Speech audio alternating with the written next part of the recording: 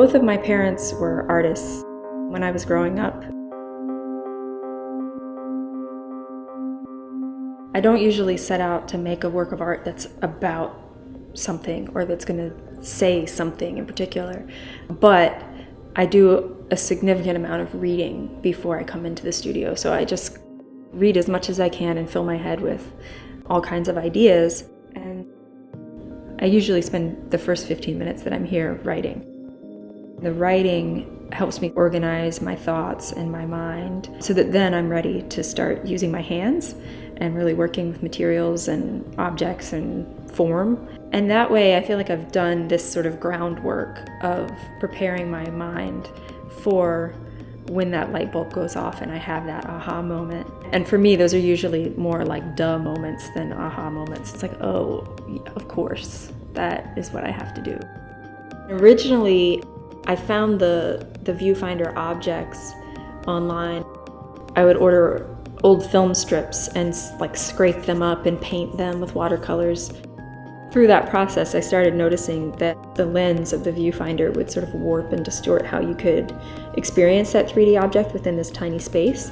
And I love the fact that somebody has to actually like pull it up to their face and get really physically close to this work of art in order to experience it.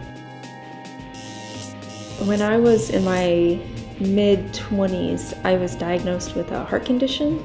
The problem with my heart was electrical. So I became really interested in bioelectricity and then electricity as a medium in art.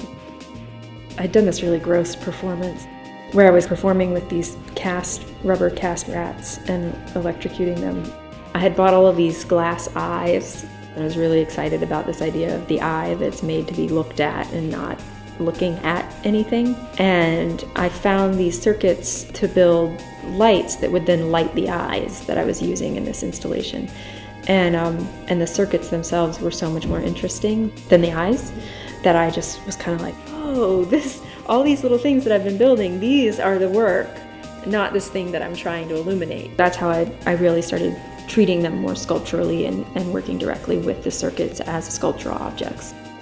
I usually go to sleep at a regular hour, but then depending on how the night goes, I usually wake up 1:30, 2:30, 3:30. I have always really loved the work of Louise Bourgeois.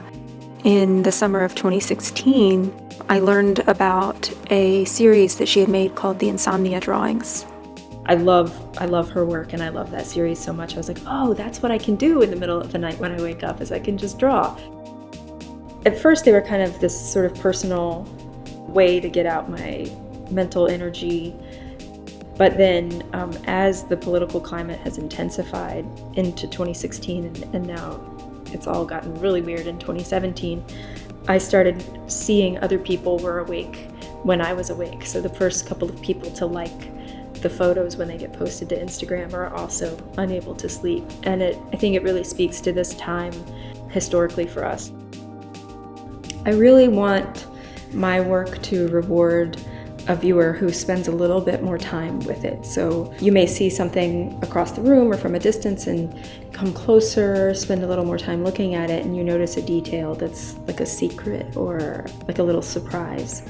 I want that experience to come across as intimate, that there's an intimacy between the viewer and the artist, and that the artwork itself is sort of the channel for that intimacy, and that in that intimacy is exchanged a sense of humor, like there's something funny about it or something tender or some kind of secret exchange.